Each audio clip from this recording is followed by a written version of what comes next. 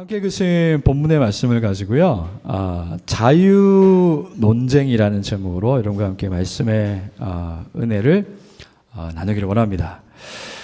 우리가 제가 아이들하고 이렇게 설교를 시작할 때 그런 얘기를 나누시면요, 우리가 자유가 다 있다고 생각하면서 실제로 살고 있습니다. 근데 자유는요, 우리가 생각하는 자유는 참된 삶의 의미를 발견하는데 도움을 주는 토양입니다. 토양. 하지만 자유를 가지고 그 삶의 진정한 의미를 깨닫고 변하지 않는 그 행복을 성취할 수 없다면요, 우리에게 주어진 자유는 진짜 자유가 아니라는 것을 우리는 알게 됩니다. 제가 그것을 좀 이렇게 이야기하기 위해서 좀 우리가 세속적인 가치관에 대해서 좀 얘기하기를 원하는데요. 이 세상에서 이야기하는 자유는요, 우리를 진짜 자유롭게 만들지 못합니다. 여러분, 그 옛날에 그 고대 로마 시대에는요, 자유인과 노예가 구분되어 있는 철저한 신분 사회였습니다. 그래서 자유인에게는요, 여러 가지 권리가 주어졌어요.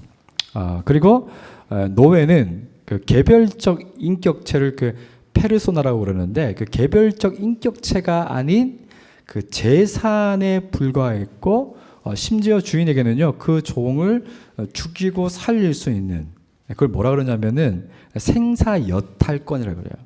그 종을 죽이고 살릴 수 있는 생사여탈권까지 가질 수 있었어요. 그런 시대를 지나서 우리는 그 어느 때보다도 자유가 보장된 시대를 살고 있습니다. 물론 뭐 여전히 독재 국가나 공산 국가가 있어가지고 자유가 침해당하는 경우가 있긴 하지만요, 그런 나라들을 제외하면은 우리는 정말 자유가 보장된 나라에 살고 있습니다. 그래서 독일 철학자 그 헤겔은 인류의 역사를 어떻게 표현했냐면요, 인류의 역사는 자유의 확장이었다. 자유를 신장시키고 자유를 확대하고 확장하는 그런 역사였다. 그래서 우리가 보면요, 개인, 사회, 국가가 자유라는 개념 안에서 어떤 자유를 형성하고 법으로 그것을 보장받는 세상에 우리가 살고 있는 것이죠. 그래서 여러분, 우리가 이 세상이 말하는 자유는요, 크게 두 가지가 있어요. 하나는 그 프리덤으로서 자유가 있습니다. 이것은 나의 의지를 따라서 내가 원하는 것을 할 수 있는 자유를 말합니다. 그래서 우리가 이 프리덤은요, 굉장히 이것이 제한되면은 막 화가 나요. 제가 다이어트를 하고 있는데 어떨 때 음식이 너무 먹고 싶은 거예요. 그래서 아내한테 그 과자를 갖다 뜯어가지고 먹으려고 그러면 안 돼! 저는 이미 제 의지가 발현됐거든요. 먹고 싶다고 발현됐어요. 그래서 저는 자유가 있다고 생각해요. 근데 안 돼! 하는 순간에 그 자유가 구속이 돼버리죠.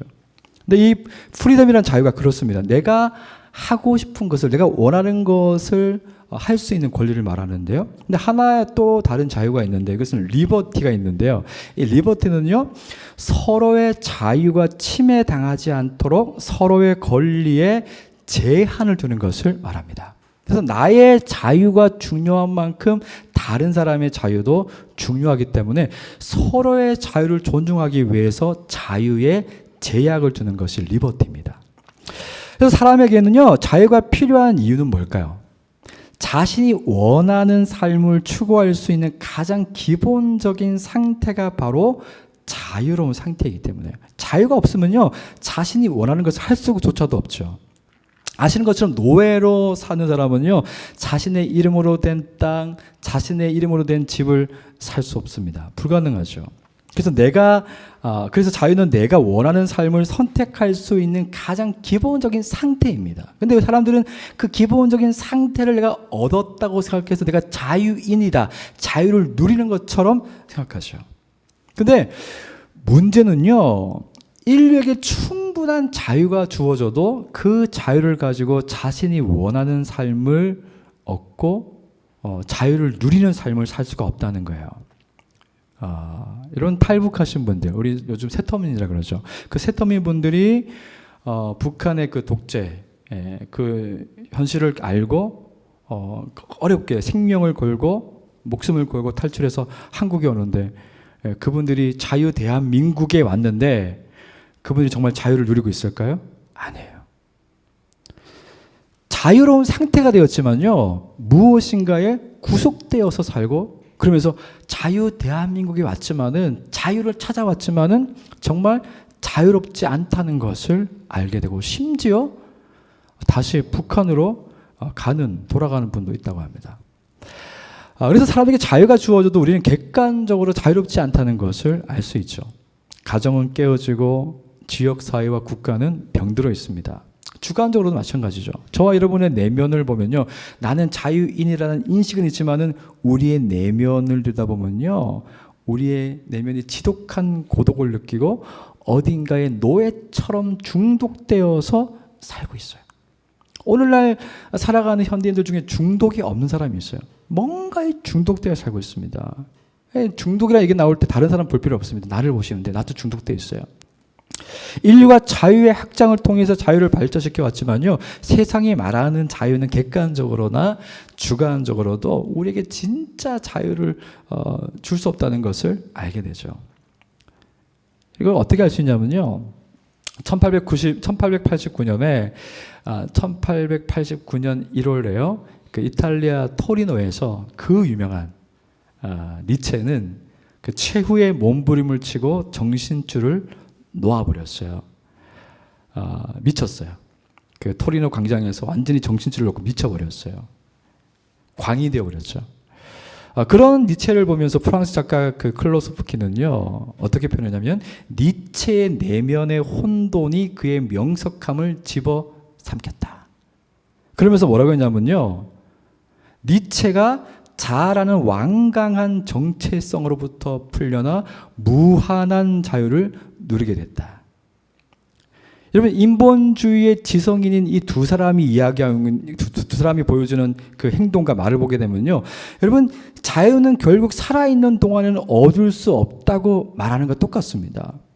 죽어야 얻을 수 있는 거고, 그렇지 않으면은 정신줄을 놓아버리는 상태, 나의 자아를 가지고 내가 추구하는 것 없이 그냥 완전히 정신줄을 놓아버린 상태, 그런 상태가 되어야지만 무한한 자유를 누릴 수 있다고 이야기하는 게 인본주의가 우리에게 보여주는 세상의 모습입니다.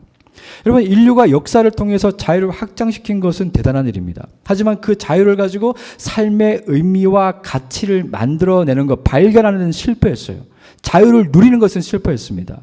세상의 교육이나 체계는 자유를 통해서 사람들이 원하는 행복한 삶을 주는데 실패했습니다. 실패의 결과는 어떻습니까? 사람들이 허무주의에 빠지게 됐어요.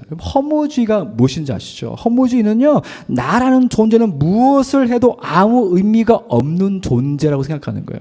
나는 쓸모없어. 그렇게 생각하는 거죠. 그래서 세상에 어떤 교육을 받든, 어떤 사상을 받아들이든, 어떤 형태의 삶을 살든 우리 자신이 자유인이라고 생각하고 믿어도 사람들은 진짜 자유를 못 누리고 살고 있어요. 여러분, 우리에게 한번 질문을 해보십시오. 여러분은 자유인입니까? 자유가 허락되어서 자유인이 아니죠. 자유를 누려야만 참된 자유인이죠. 오늘 성경에서 예수님은요, 우리에게 자유를 주신다고 말씀하죠.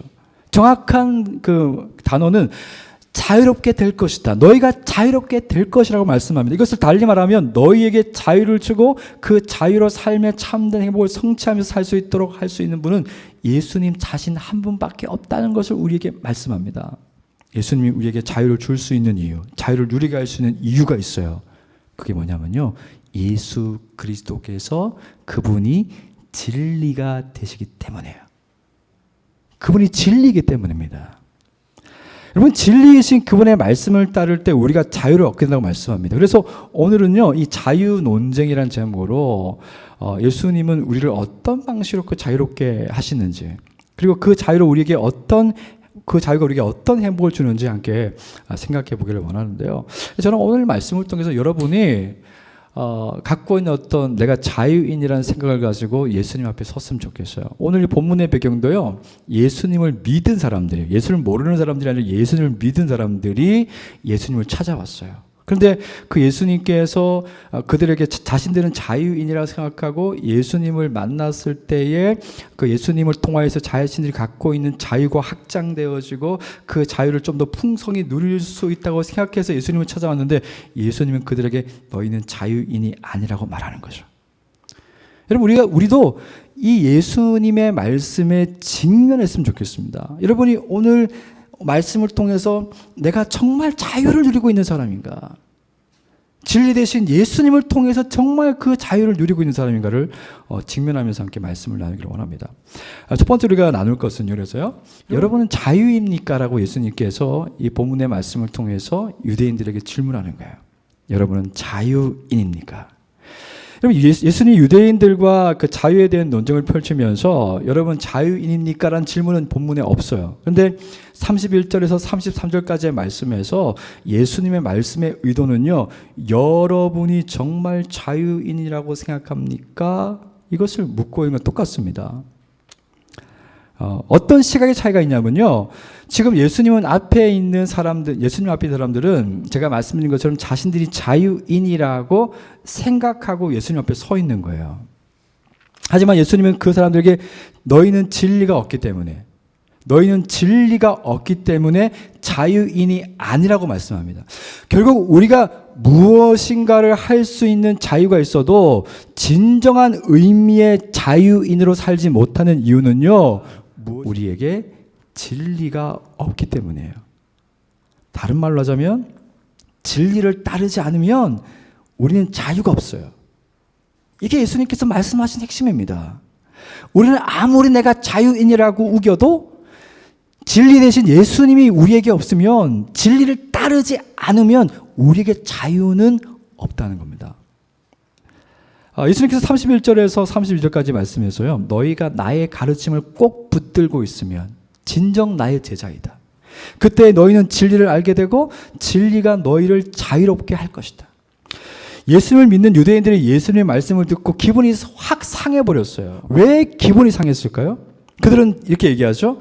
우리는 아브라함의 자녀들입니다. 아무에게도 누구에게도 종이 되어본 적이 없습니다. 그런데 어떻게 당신 우리를 자유롭게 할 수 있다는 말입니까? 여러분 유대인들은 착각하고 있는 것이 있습니다. 나는 자유인으로서 예수님 만나고 있다는 것인데 나는 자유인이기 때문에 그 예수님이 나를 조금만 도와주면은 내가 누리고 있는 이 자유를 좀 더 확장시킬 수 있고 더 안전할 수 있고 이런 것도 생각한 거예요. 그런데 예수님이 그들을 향해서 나의 가르침을 꼭 붙들고 있으면 진리를 알게 되고 그 진리가 너희를 자유롭게 할 것이다. 이 말씀은 다시 말해서 너희에게 나의 진리가 없으면 내가 너희에게 없으면 너희는 자유인이 아니다 라고 말씀하는 거죠. 저와 여러분이 그리스도의 진리를 가지고 있기 때문에 그분의 진리를 따르기 때문에 내가 자유인인가? 아니면 나는 그리스도를 알고 있긴 하지만은 그분의 진리가 내 안에서 살아서 움직이지 않고 있기 때문에 나는 자유인이 아닌가? 이것을 먼저 구분하셔야 됩니다. 여러분 속으로 한번 생각해 보십시오. 나는 자유인인가? 그리스도의 진리가 내 안에 있는가? 난 진리를 따르고 있는가? 그래서 나는 자유인인가? 여러분 왜 유대인들은 예수님이 이렇게 말씀하셨을 때 우리는 아브라함의 자녀들이고 아무에게도 종이 되어본 적이 없기 때문에 예수님 우리를 자유롭게 한다는 게 무슨 의미인지 모르겠습니다. 왜 이렇게 얘기를 했을까요? 종교적 신념에 빠져 있어요. 절대로 누구도 부정해서 안 되는 종교적 신념이 그들의 내면에 깊이 뿌리 내리고 있었습니다. 도대체 우리는 아브라함의 자손이기 때문에 자유인이라는 그들의 신념의 정체가 무엇일까요? 구약성경 창세기 15장을 보면요. 아브라함이 조카 롯을 이제 구출하고 나서 하나님이 아브라함에게 찾아오세요. 그리고 하나님이 아브라함한테 뭇 별을 봐라. 저 별처럼 너의 조선이 많아질 것이다. 그렇게 약속하십니다. 그때 아브라함이 하나님께 하나님께서 그렇게 하실 것을 제가 믿기는 하겠는데 그걸 제가 어떻게 알 수 있을까요? 좀 더 큰 확신을 원했던 것 같아요. 그때 하나님께서 동물들을 반으로 쪼개놓고 불과 같은 형상으로 그 반으로 쪼개놓은 동물 사이로 지나가십니다. 이것은 절대 하나님이 아브라함에게 약속하신 그 약속을 바꾸지 않겠다는 거죠. 확실하게 지키겠다는 말씀이시죠. 여러분, 유대인들이 자신들은 아브라함의 자손이기 때문에 언제나 자유인이었다고 말하는 이유가 바로 이 언약 안에 있는 거죠. 하나님의 변하지 않는 약속에 기초하고 있습니다. 유대인들은 하나님이 아브라함과 맺은 신실한 약속이라는 버스에 무임승차하고 있어요. 이것을 종교적인 신념이라고 말하는 이유는요, 여러분, 종교적 신념과 믿음은 다른 겁니다. 아브라함은 하나님을 믿었어요. 아브라함은 하나님을 믿었기 때문에 언약을 받았죠. 그런데 종교적 신념은요, 내가 믿은 것이 아니라 태생이 아브라함의 자손인 거죠. 어느 나라나 민족의 종교는요, 신성시됩니다. 내가 그 민족에 태어나면 민족의 종교에 자연스럽게 소속이 됩니다. 그리고 그 종교는요, 신념이 돼버려요. 너는 아브라함의 자손이다. 우리 조상 아브라함은 하나님의 언약을 받았다. 그래서 너도 언약의 당사자이고 하나님의 백성이다. 하나님의 백성인 우리는 언제나 자유로운 존재다. 여러분, 신념은 몸으로 터득한 것이 아니라 그 사회, 그 국가가 가진 하나의 체계입니다. 경험으로 습득한 것이 아니라 그냥 받아들여진 겁니다. 태어날 때부터 우리가 모태신앙이라는 표현을 쓰죠. 우리가 언제 예수님을 인격적으로 받아들였습니까? 근데 우리는 모태신앙이라고 표현해요.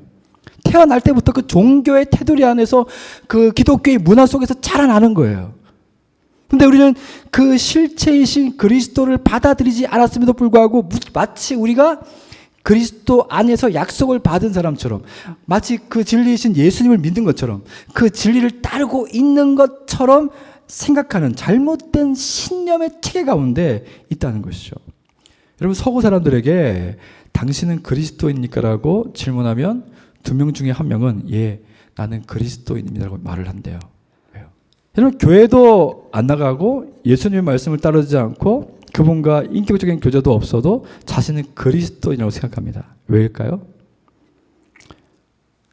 서구 사회가 오랫동안 기독교 그 문화 위에 기초를 두고 있기 때문에요.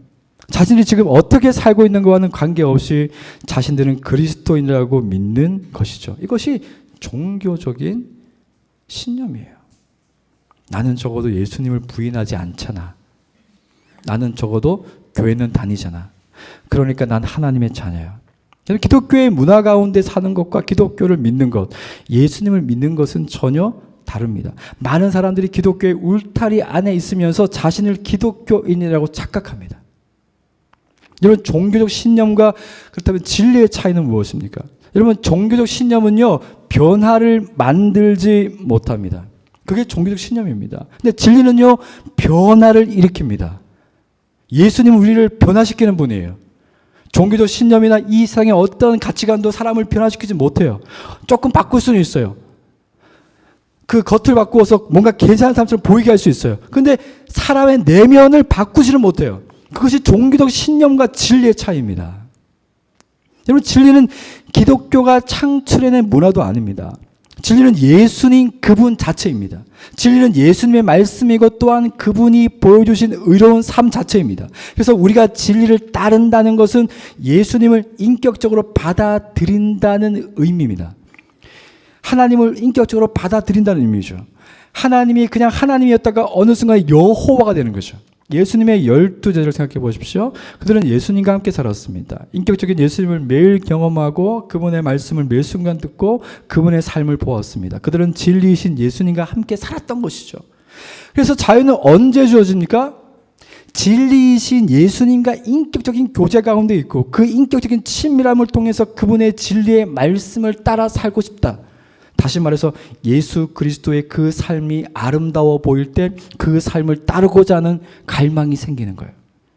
여러분, 사람을 바꾸는 것은요, 비난도 아니고 비판도 아니고 가르침도 아니에요. 사람을 바꾸는 것은 아름다움입니다. 아름다움을 보게 되면 사람이 바뀌어요. 그런데 예수님은 이 세상에서 우주 만물 가운데 가장 아름다우신 분이죠.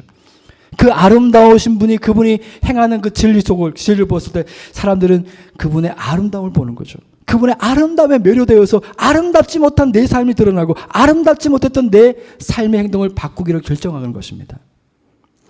여러분, 고대 그리스의 철학자의 학파가 있었죠. 사람들은 저 사람이 어떤 학파의 누구의 제자인가를 어떻게 알았냐면요, 스승을 정기적으로 만나고 그 스승이 가르치는 가르침을 따라 사는 사람들을 저 사람은 어떤 학파라고 얘기했어요. 누구의 제자구나. 여러분, 제자의 정체성은요, 스승의 가르침을 따라서 사는 거예요. 만약 여러분이 그리스도인으로서 자유인이라고 한다면요, 여러분 예수님의 가르친 그 진리를 따라 살 때만 자유인이 될 수 있어요. 예수님을 따르지 않으면서 나는 그리스도인이라고 말하는 것은요, 종교적 신념입니다. 실체가 없는 믿음이죠. 실체가 없는 믿음은 변화가 없습니다. 아브라함은 하나님을 따랐습니다. 그는 종교적 신념을 가진 사람이 아니라 하나님을 따랐습니다. 하나님을 경험했습니다. 그래서 그는 변했죠. 종교적 신념을 가진 사람이 아니라 하나님이라는 실체를 따랐기 때문에 그는 변할 수 있었어요. 아내를 루이라고 속였지만은 나중에는 아들을 바칠 수 있는 믿음의 사람으로 변화가 되는 거죠. 여러분, 진리는 사람을 바꿔놓습니다. 그게 진리의 능력입니다. 예수님이 진리가 너희를 자유롭게 하려는 그 말씀의 의미가 이것이죠. 진리는요, 아름답기 때문에 그 아름다움에 매료되는 사람은 바뀌게 되어 있습니다. 어떤 사람이 한 종류의 게임을 엄청 잘합니다. 그래서 자신이 대단한 사람이라고 생각해요. 근데 다른 게임은 전혀 못합니다. 한 종류의 게임을 아주 잘한다고 해서 그 사람이 성장하고 있는 것은 아닙니다. 성장은 다른 게임으로 넘어가서 그 게임을 배우고 실패하면서 그 과정을 통해서 게임을 정복하게 되면 그게 성장이고 변화죠. 내가 하나만 붙잡고 잘하고 있는 것은 성장이 아닙니다. 그건 정체죠. 정체예요.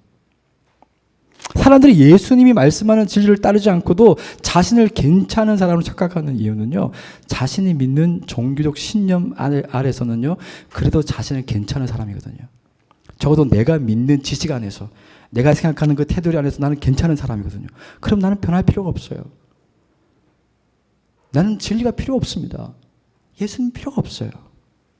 진리를 따르지 않아도 내가 살아온 경험, 내가 알고 있는 지식의 범주 안에서 그것을 잘 지키고 있으면 자신이 괜찮은 사람이라고 생각되어집니다. 여러분, 유대인들이 그랬습니다. 자신들이 조상 때부터 받아들여온 그 문화의 테두리 안에서 살고 그 문화를 즐기며 사니까 진리를 따르지 않아도 자신이 아브라함의 자손이고 하나님의 백성이라고 착각하는 거죠.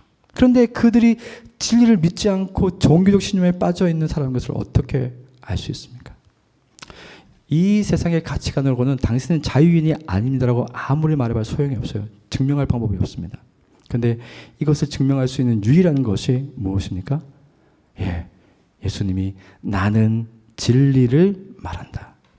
내가 너에게 진리를 말한다. 죄를 짓는 사람마다 죄의 종이다. 여러분, 두 번째로 나눌 것은요, 바로 이것입니다. 우리는 우리 스스로를 종교의 범주 또는 종교적 신념, 기독교의 문화 안에 있기 때문에 자유인이라고 생각하는데, 예수님 우리가 자유인이 아니라는 것을 분명한 증거로 말씀합니다. 내가 너에게 진리를 말하는데 죄를 짓는 사람마다 죄의 종이다. 우리는 아브라함의 자손이고 하나님의 백성이기 때문에 종이 된 적이 없습니다. 우리는 자유인입니다. 이렇게 말하는 유대인들에게 예수님이 진리를 말합니다. 죄를 짓는 사람마다 죄의 종이다. 이 명백한 진리 앞에서 여러분 자신을 한번 세워놓고 생각해 보십시오. 여러분, 하나님의 종입니까? 죄의 종입니까? 우리는 세상이 우리를 수식하는 단어로 우리가 어떤 사람이라고 착각할 때가 있습니다. 30평 아파트에 살고 통장 잔고에 1억이 있고 연봉이 얼마 이상 되고 괜찮은 직장에 부장되어 있으니까 나는 중산층의 사람이다. 괜찮은 사람이라고 우리는 알게 되죠. 인식하게 되죠. 그리고 내 삶은 괜찮다고 생각합니다. 근데 그게 없으면은 나는 괜찮지 않은 사람으로 바뀌는 거죠. 우리는 세상이 정의하고 우리 자신이 정의해놓은 가치관 앞에서 꽤 괜찮은 사람처럼 보일 수 있어요. 하지만 진리이신 예수님 앞에 서게 되면요, 그 모든 것이 껍데기라는 것을 알게 됩니다. 여러분, 불 앞에 서게 되면 우리 몸을 보여주지 못하고 얇은 비닐처럼 흔적도 없이 사라질 껍데기라는 것을 알게 되죠. 우리 그런 껍데기 같은 신념을 붙잡고 자유인이라고 착각하면서 뭔가 대단한 사람처럼 살아갈 때가 많아요. 근데 정작 우리의 내면을 보면 얼마나 추한지 몰라요. 벌벌 떨고 두려워하고 낙담하고 자유가 없이 움츠려 사는지 모릅니다. 그래서 우리는 진리 앞에 서야 돼요. 진리이신 예수님을 대면해서 좋다. 내가 진리를 말하겠다. 죄를 짓는 자마다 죄의 종이다. 그 순간 우리는 자유인이 아니라 죄의 종이라는 것을 깨닫게 됩니다. 여러분 누구든지 이 세상에 누구도요 예수님 앞에 서지 않으면 진리이신 예수님 앞에 서지 않으면요 그분을 대면하지 않으면 그분을 직면하지 않으면 내가 어떤 존재인지 알 수 없어요. 알 수가 없어요.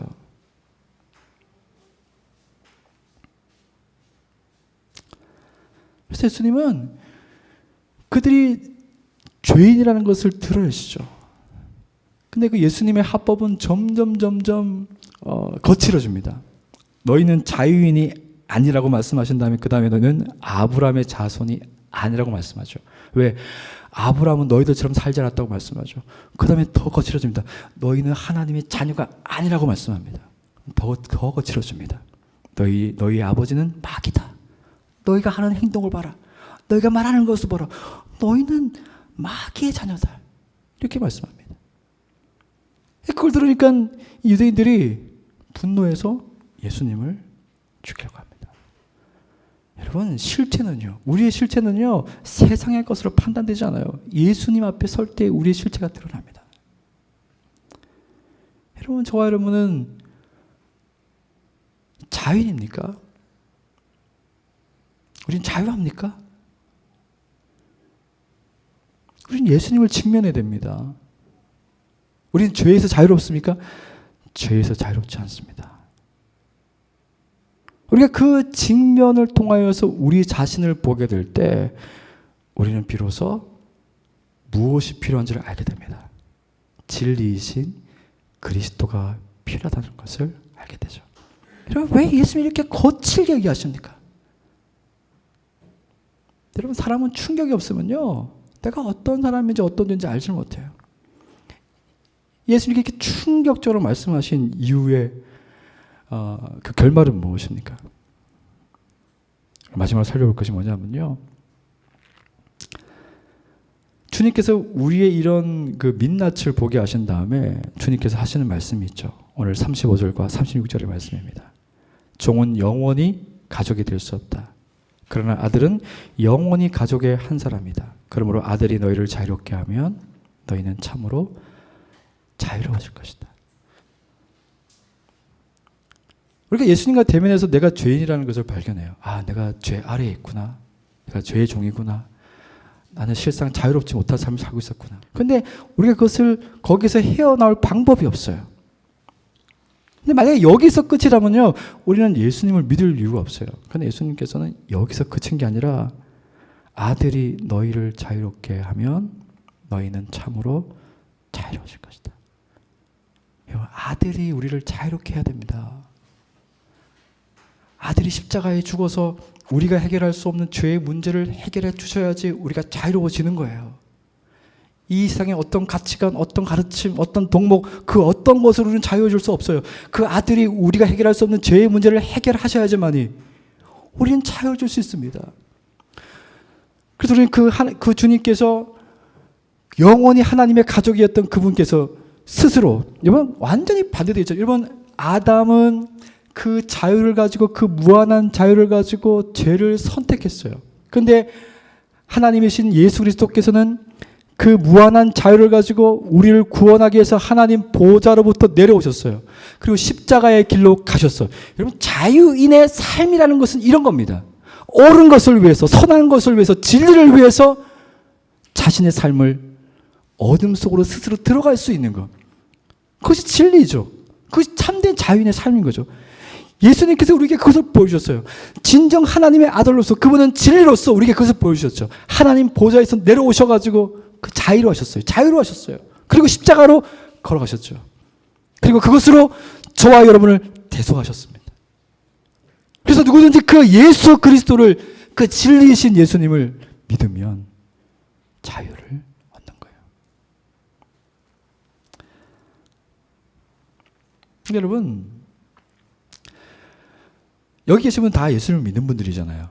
저도 예수님을 믿고. 근데 우리가 자유롭지 못할 때가 참 많아요. 저는 예수 믿는 것을 이렇게 생각해요. 우리가 예수님을 인격적으로 믿으면은 구원이 있습니다. 근데요, 예수님을 믿고 구원받아서도 여전히 자유롭지 못한 삶을 살 때가 있어요. 여러분, 자유는 언제 오냐면요, 하나님의 말씀을 따라 살 때 자유가 옵니다. 나머지 삶은요, 자유가 없어요. 내가 예수님 믿기 때문에 내 삶이 자유로울 거라 착각입니다. 여러분이 하나님 말씀에 순종하지 않으면 자유가 없어요. 여러분의 삶의 말과 행동과 여러분의 모든 삶의 모습들은요, 하나님의 말씀에 순종하냐 순종하지 않느냐에 따라서 자유가 결정됩니다. 때로는 그 자유가 불편할 수 있어요. 불편하게 느껴질 수 있어요. 때로는 그 자유가 힘들다고 느껴질 수 있어요. 그런데 아니, 그게 참 자유이기 때문에 그런 거예요. 나중에 돌아보게 되면은 내가 하나님 말씀에 순종했기 때문에 이 큰 자유를 누리고 있구나라는 것을 알게 됩니다. 그럼 제가 오늘 말씀을 통해서 여러분에게 마지막으로 도전하고 싶은 것은요, 여러분, 진리이신 예수님과 직면하셔야 됩니다.